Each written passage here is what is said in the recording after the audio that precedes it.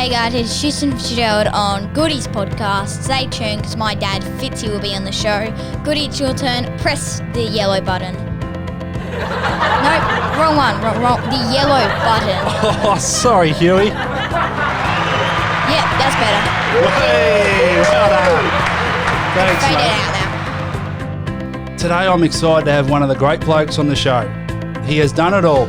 A promising young AFL footballer who set the world on fire in his first game, to pouring beers at the local pub in Adelaide, and then becoming an Australian fan favourite on reality TV show Big Brother. This guy is a lovable character with just a massive heart and can now be heard on radio stations around Australia on Nova. He is a family man, husband and father to two amazing boys. Please welcome the big fella, Ryan Fitzy Fitzgerald. What a magnificent introduction, Goody. Can I just say that was, and quickly before we start as well, I've listened to a couple of your episodes and it's great to see that you warmed up on Michael O'Loughlin and Roosie and now you got the big guns on the show, so I appreciate that, mate. Mate, slow build up and now I've got the big fella on. Big shout out there to Majo. He won't be happy with that. But he won't, mate. It's a high rating show and I know, look, there's no question, mate, you've landed on the right spot here and... No, mate. I'm glad you're here. You're welcome to the spare room in the Fitzgerald house. It's a good little podcast room, isn't it? Mate, it is a beauty, and I reckon Huey's got a big future in podcasting, I reckon. Well, Goody, you know the funny thing about it, you were setting up this Roadcaster Pro thing that you've got here, and he set it up for you. You didn't know what you were doing. He knew what he was doing. I was in all sorts, mate. I didn't know what was going on. Kids and technology, it spins you out, doesn't it? They know everything. No, you want to set anything up on the computer, I just get my boys to do it. Yeah, no, exactly. Now, mate, before we kick things off, I was thinking how you and I first met, and it was about 5 or 6 years ago, I reckon, at the Sydney Swans QBE Legends game. Yes. And I don't know how it happened, mate, but I got roped into doing the warm-up for all these legends. So, mate, I don't know what you were thinking. You probably thought, who's this bloke? I love those and the red kite games that the Swannies do every year. I love those moments because they're only quick little games. I tell you what, I'll pull up sore the next day, but it's great to catch up with old teammates and, you know, meet blokes like yourself around the club who work around the club, and then you go back to a box, you watch the Swannies play and have a couple of beers. It's a great night. That's so good, isn't it? Yeah. No, it's brilliant, mate. I actually got 3 years in a row. I didn't even know how I got a game. But did you? It was Luffy always puts his hand up for those games. Exactly. Luffy's first there, I reckon. And last to leave. He's last to leave, yeah. Mate, you grew up in Adelaide and played junior footy at Port Noarlunga. Yep. Footy club. Correct. Can you describe your childhood memories of growing up and what family life was like for you? It was the footy club. My old man coached his whole career. So I lived at footy clubs. Like we would, he coached premierships out at Mount Compass, Port Noarlunga, up in Loxton. So up in Loxton was where he met my mum, who was a country girl, who lived in Berry. And then they had me up there, moved back down to Port Noarlunga, and he just coached his whole life. So I would sleep down the footy club on a Saturday night. So you'd play juniors in the morning. You would umpire the B grade, boundary umpire, and then you'd go up into the scoreboard for the A grade, and then we'd go back to presentations, and I would fall asleep under a table at the club. But you know what? I loved it. Footy. I spoke about this recently, and we are so over the moon at Port Noarlunga because we've had no money for so long, and we just got a government grant. I saw that. $1.5 million that goes to a new club rooms and stuff like that. And sporting clubs are so important for young kids because it was our sanctuary. If we weren't there, we would have been tearing up Port Noarlunga and down south and getting into trouble. So I think they're really, really important. And, you know, with the women's comp coming in as well and girls really interested now as well, we need to look after these sporting clubs and get them good facilities. Mate, absolutely. So you had a great childhood then. They're great memories, aren't they, growing up at the footy club and around the family? You know, like just, like little things from, looking up to all the A-grade footballers. And then I know this is bad, but, when you're 16, 17 years of age and then the seniors sneak you a beer down the club out the back on a Saturday night, things like that. And I'm still good friends with, a majority of those. They're still my closest mates. It's memories that you have together. I love that footy club so much. I've got to give back someday because, it gave so much to me. Yeah, Oh, absolutely, mate. And look, we've just had a kick of footy with the boys, Hugh and Lenny, and they're mad Crows fans. Yeah. And We Flyers one. I know you're a mad Crows fan as well, mate. But you grew up barracking for the Crows. Did you get a chance to ever get to the 97 or 98 grand finals? Funny you should bring that up because 97 we won our A-grade premiership at Port Noarlunga and then the Crows made the grand final. So my mate Timmy Boston, we jumped in the back of his ute and we drove over without any tickets to the grand final, rocked up, and we didn't have tickets. We were hoping to buy them, but they were too expensive. Anyone who knows, you try to get them on the day and they're ridiculous. So we watched the 97 premiership from Punt Road. Right. Yep, Good they've spot. got a giant screen. Yep. And my mate Timmy Boston goes, mate, I've got an idea to get in. He said, wait here. I'll come back in an hour or two and I'll get you guys in. And he came back about an hour later with blood all over his face and his shirt had been ripped. I said, what was your game plan? What was your plan of attack? And he said, mate, I just ran through a security guard and kept running in the G until he got tackled to the ground. They gave him a couple and kicked him out. So we were there, but we weren't goody for 97. Right. 98, we rocked up. We got tickets. And this is, I'll try to make this as short as I can, but my mate Timmy Boston again, we're in this section of the ground and this guy came down and said, all right, all volunteers come down and get your red overalls. And we looked at each other and we said, let's follow them. So we went down there and what are you doing, Hugh? Are you filming? No. Turn that because we can hear it. So, 98. So they said, come down and get your red overalls. So we followed these crew down into the bottom of the MCG going, what are we doing here? And they started throwing out these red overalls and they were the volunteers that went out onto the oval to help set up. Right. So and that was Muhammad Ali was in a car that year driving around the ground. So we're next to Muhammad Ali. You're joking. And we're out here going, what are we doing? We watched the rest of the game. The Crows beat North Melbourne 98. We're still in our red overalls to remember the day. Look down on the oval, Goody, and all the volunteers are taken out the stage for after the game. We went down there and the bloke goes, hurry up, get out there and help. We're in the middle of the ground with the Crows celebrating with them in these red overalls. How good's that? And then I got drafted a month later to the Swans. Mate, that's a great story. Yeah, that is so brilliant. good. And, mate, it's unbelievable, really. And it's funny you mentioned the draft because it sort of leads on to my next question. The 98 draft happened and Big Fitzy picked number 4. Yeah. Mate, you were ready to be the next best big thing, weren't you, mate? What the happened? main man at the Swans. And then, Matt, is this true? Yeah. You were out at a bar with Mickey O and all the boys. I know. As an 18-year-old. Okay, before you tell this story has been told so many times and the icing on the cake gets thicker and thicker every time it's told. So I'm really interested to see what you're going to say. Mate, is it true, mate? Is it true that you waltzed in, pick number 4, young 18-year-old, and was yelling out to Mickey O and all these legends, boys, it's my shout, only stuff from the top shelf. He's a doggo, Lachlan, I tell you. So I saw Mickey O at a bar in Adelaide, but just after I got drafted, and I said to my mates, God, it's Mickey O, I'm going to be playing with him. I've got to go up and introduce myself. So I went over and I said, Mick, mate, Ryan Fitzgerald. He goes, oh, brother, can't wait to play for you. And we had this great conversation. And I said, Mick, I'd love to buy you a drink. And he has turned this story, right, into every time he tells it, he says now that I was like, mate, now that I've been drafted, I want to buy you a drink. You can pick whatever you want from the top shelf, any drink that you want. And it gets more and more every time. So, yeah, I did buy him a drink and I said to him, yeah, it could be top shelf, but I wasn't pumping myself up.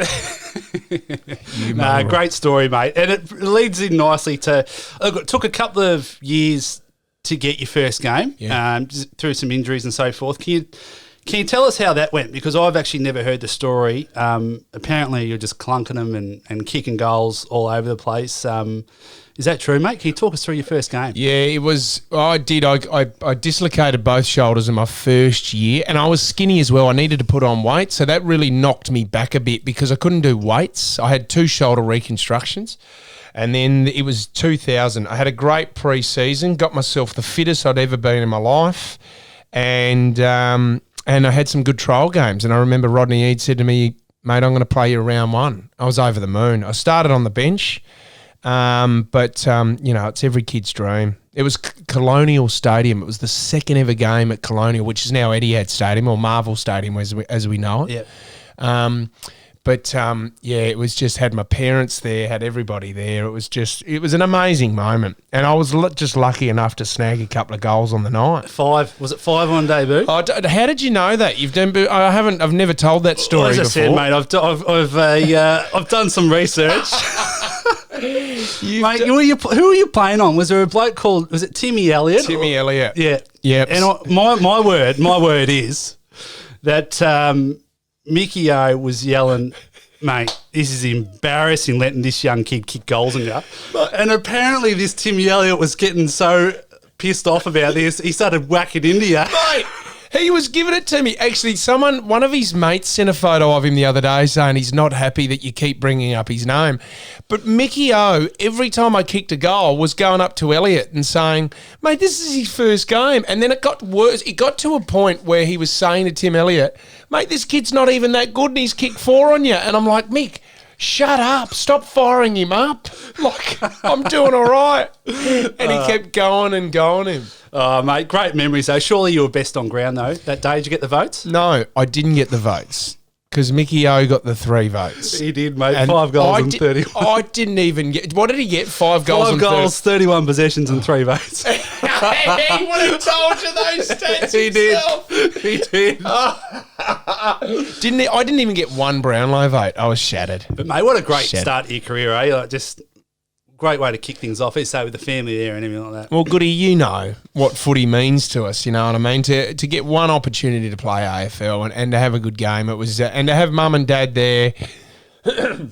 It was one of the. I'll never ever forget it. It was magic. Yeah, no, well done, mate. And I suppose leading on, you were delisted after you go into Adelaide. Yeah. Mate, you had some tough injuries. You had your shoulder and knees, as you said before, and it probably did get you in the end. But or was it Rodney Eade's breath that got you?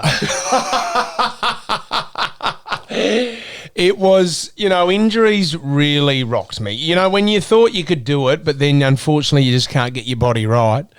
I was injured all the time at the Swans, and I must admit, when I was injured, I was in the big smoke. I was from Adelaide, from Port Alunga, and to be in Sydney, it's my opportunity to go out and, have a crack, paint the town red, you know what I mean? And I did that quite a bit. Yeah.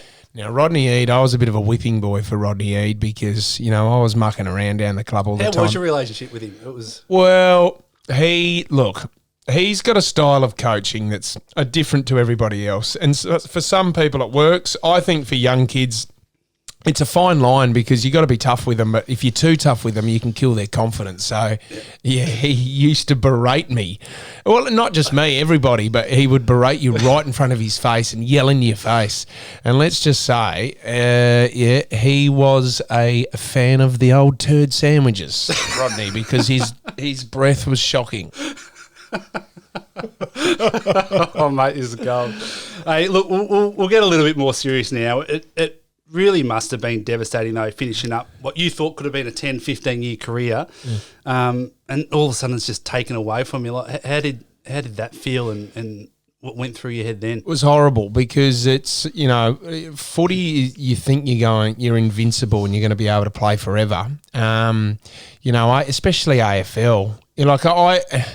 And at the time, I wasn't thinking about what I was going to do outside of AFL. And they're a lot better now in educating kids of what they can do outside because it can all, and I'm a prime example, it can all just go up in the air really quickly. So, and it did. It was only 4 years and I was gone. I was out of the system. And it tears you apart. Yeah. It really does because, I just thought I was going to play footy forever. I went back into the SANFL and, I bought a house trying to pay my mortgage. I didn't really save too much of my AFL money as well. So I was lucky enough to buy a house.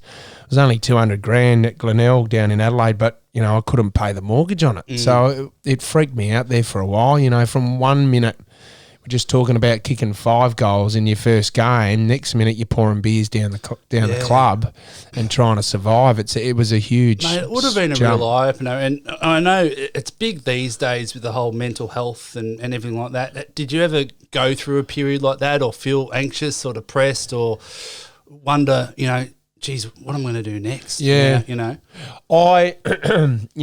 There were moments where I was really worried.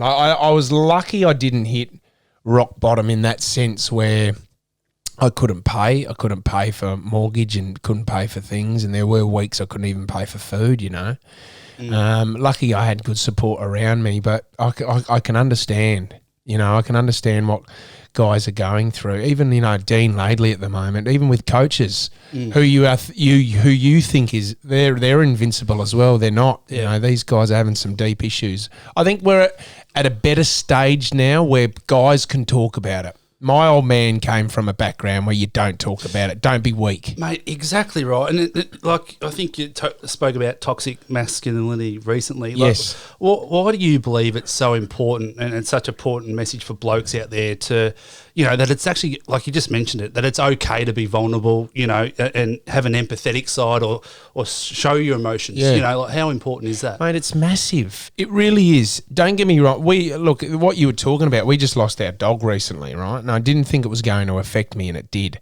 So the next day I had to front up to radio, and I thought usually I would push that aside. Don't even talk about it. They're feelings that I'm embarrassed to talk about. I don't want to see anyone see me cry. But I spoke to my son Houston. I said, Huey, mate, I think what I want you to know is I don't want to do this break tomorrow, and I'm gonna cry. I'll get emotional, and I don't want to do it, right? Because I don't want to see people see me cry. But I think you've got to understand that it's really important to get these feelings off your chest. All right. So I said to him, you got 2 options here. You can take the easy option and do a whole radio show without talking about the dog passing away. Or I can actually step up and say to people and young guys, it's okay to cry. It's okay to talk about these feelings. And mate, after I did that, I bawled my eyes out. I felt just this massive weight just come off my shoulders. And it was huge. And then you get the support from people. And that's why it's so important for young blokes. Don't bottle it up. And you know what? For other blokes who don't go through depression or have this mental side of to them, think about your mates, even just asking them. It was just amazing to get just a simple text message from a mate saying, I just want to know if you're okay. Yeah. That is huge. And you say, oh, look, I'm fine.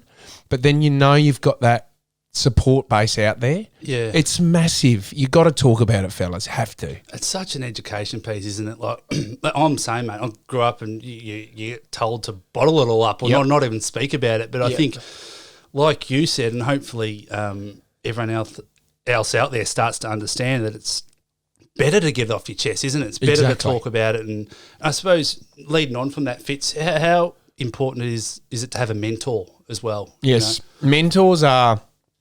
I've become an ambassador for the Raise organisation, and it's funny because there's a lot of people out there that don't even have families to talk to. They'll have a couple of mates here and there, but mentors are someone. I had to think about this because they said to me, "Who is your mentor?"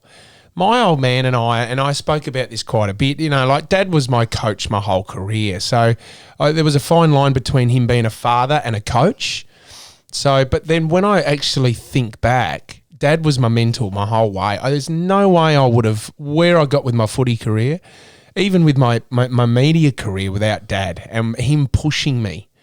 I've never spoken about that with my dad before. We even got to a point where we didn't hug and, we don't say I love you or anything like that. And I thought it was one part of my life that was missing. I wanted it. But then this is the old thing with toxic masculinity is that I didn't want to say anything to Dad because I didn't want him to think that I was weak. Well, you had to push that aside. So I wrote a letter to Dad as my mentor. Really? And got emotional with that as well. Yeah. Mate, he rang me crying his eyes out, Goody. Yeah. And he said, mate, I'm so glad you did that because we needed this conversation. You know, like, and you can imagine how there'd be so many blokes like that with their relationships with their father. Absolutely, mate. Like, Absolutely. and it's just now, Dad, he rang me yesterday and he made a point at the end of the phone call. He said, mate, I love you. And it's just little things like that. We hug each other now every time we see each other. My sister's just had a baby. He's a changed man. He understands. And the best thing about it, the next generation, my boys understand now that it's okay to talk about these things. Mate, you're spot on there because that's exactly right. Because we weren't having these conversations when I was Huey or Lenny's age. No way. You know, like it's only starting to come to the floor in the last sort of, 2, 3, 5 years, hasn't it? You can imagine what our dads were like with our granddads. You know what I mean? Oh. Like my grandfather, Stan, he was a hard man. Like he hung out with some pretty dodgy crew. But you can imagine, bottling up your feelings with him. Like there's nothing that you could tell your dad. Yeah. Because it was a sign of weakness. No, exactly, mate. Exactly. Well, mate, thanks so much for sharing that. Transitioning away from footy, something that you'd loved for so long, to then pouring beers in Adelaide. How did, and I suppose we've already really touched on it, but how did you find your next purpose in life? How did you cope, and how did you find your next sort of why in life? Well, it was. I didn't know what I wanted to do, so I left AFL, went back to South Adelaide Panthers. So I'm continuing footy here, and I basically said to the club, and they were the club that I was with before I got picked up. I said, look, I'll come back. You don't have to pay me too much. I just need a good job. So they set me up a job at a printing company, and I was a salesman. I said, look, I feel I'm pretty good with people. Just wasn't for me, mate. I just couldn't get into it, and I wasn't good at it. Then I went back pouring beers, and I thought, what am I going to do? I always wanted to get into media. Like I loved media, but Goody, it's hard to get your foot in the door. Yeah. And I'm coming back from my third knee reconstruction, and that was the moment when my mate said, well, why don't you just try out for Big Brother?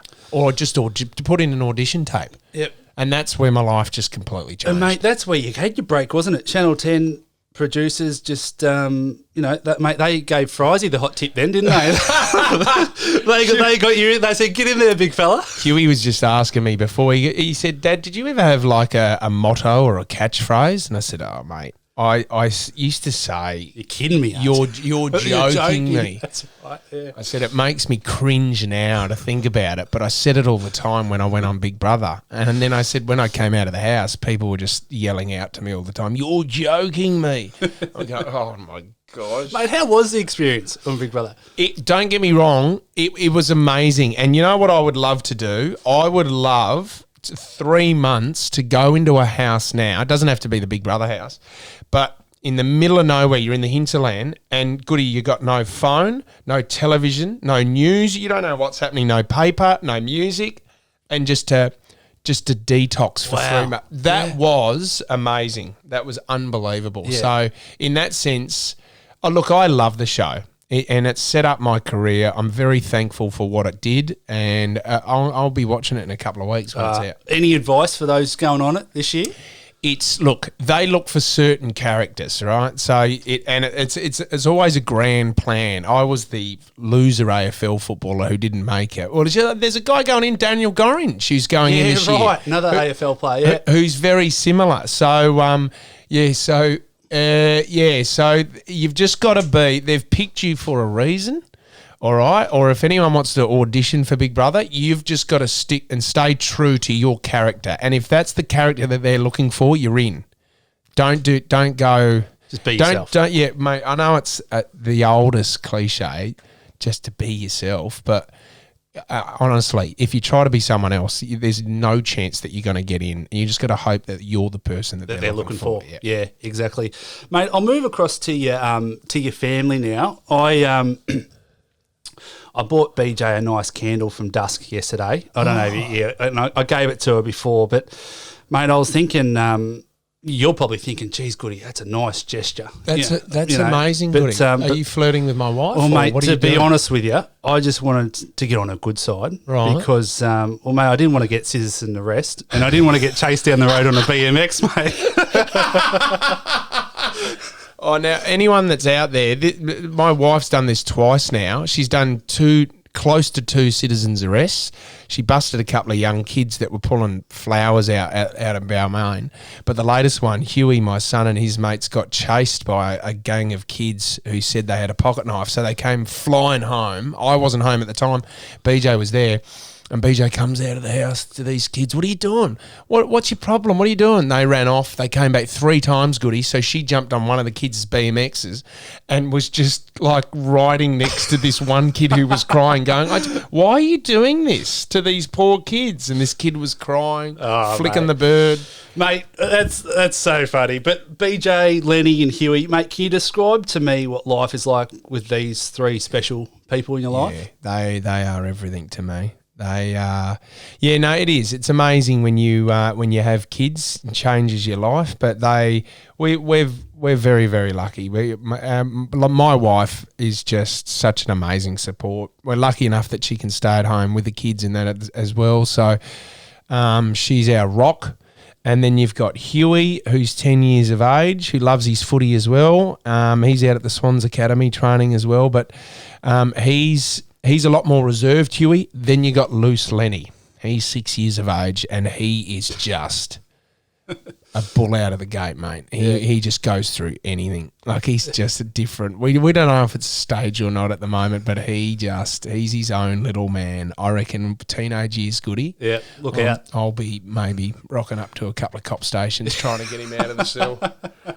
Oh, mate, that's great. Good to hear, though. Like, and mate, that's the same for me. Like, I popped down to Melbourne over this COVID period. It's just so important to get around the family, and mate, it was great for me to get around them. And like I said, it's your everything as well, as well. So no, thanks, Goody. You've taken the boys a couple of times for a few kicks as well. They listen to you more than they listen to Dad. Mate, I've enjoyed that. Well, Huey was kicking them well today, and then Lenny started to get his snaps going as well, didn't he? Yeah, he did get his snaps today. You taught him straight away. Do you want to give yourself a round of applause for that, Goody? I don't know which button that is, mate. Why don't you pick the purple one? No, go the purple one. What's the purple one? The purple one? Go on.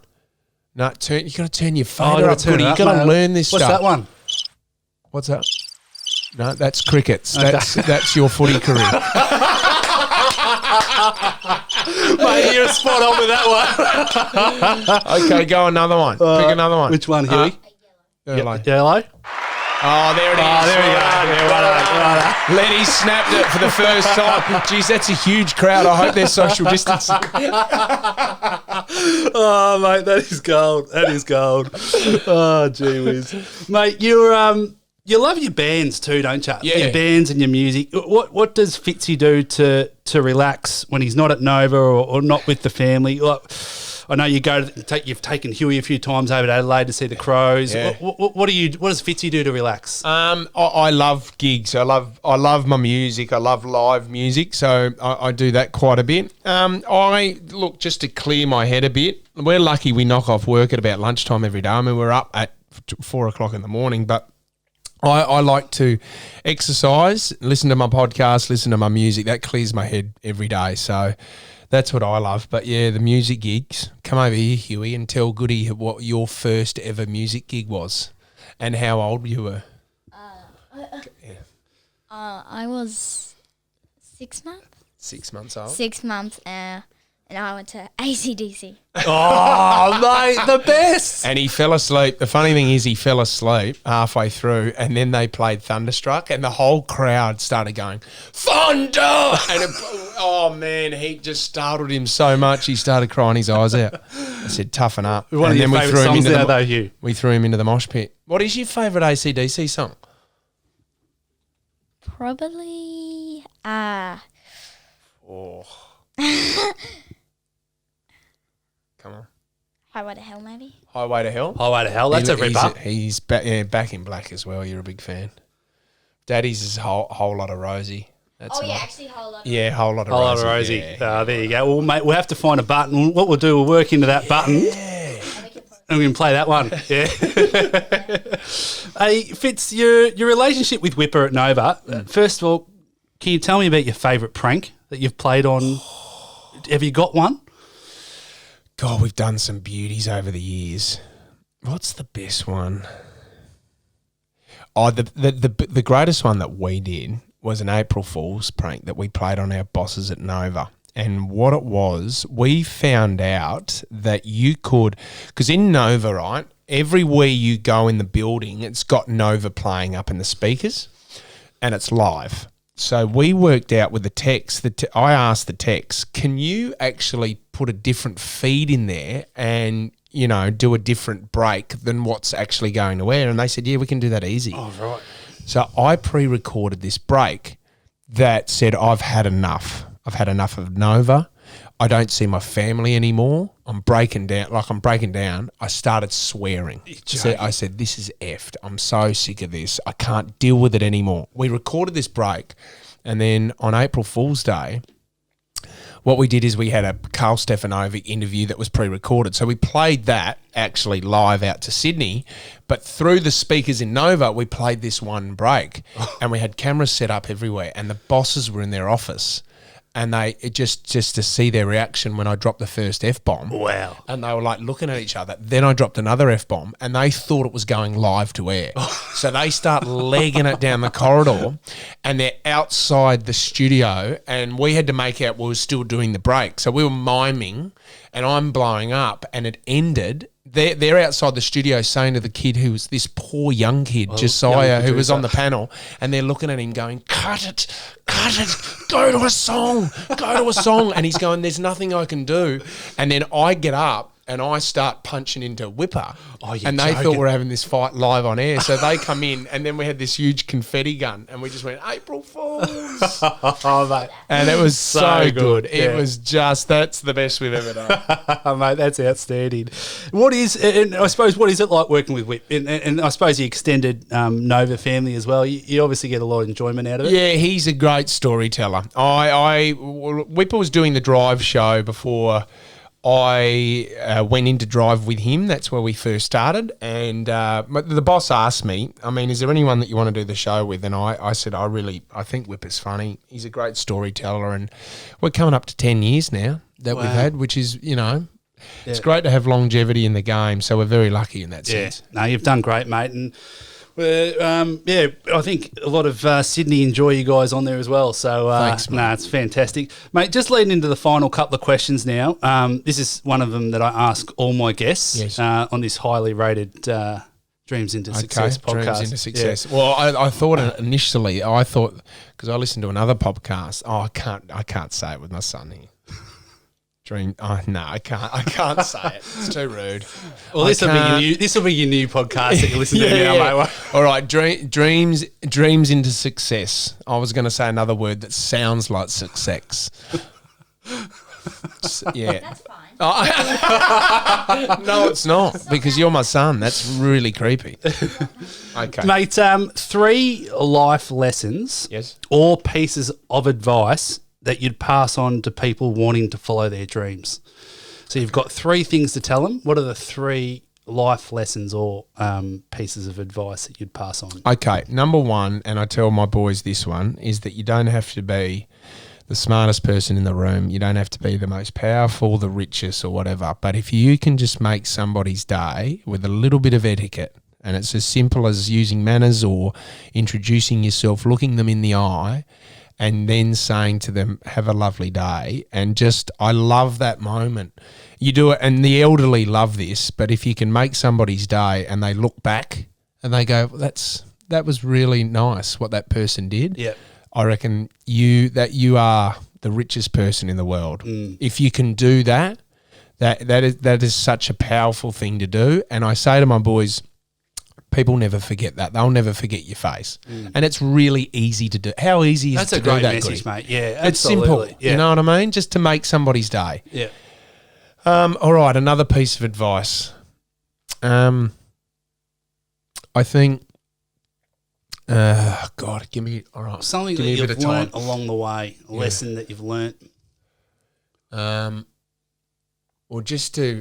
This is the big one. My old man drilled this into me when I was younger. And I do take the PISS out of it sometimes and you pump yourself up, but I do it in a sarcastic way. But just to be humble. Don't be a big head. No one likes a big head. That was I don't know, Dad. That was the number one thing that Dad used to drill into me. Always be humble. So that's a second one, and third one. Here, let me think, Goody. You might have to edit this up.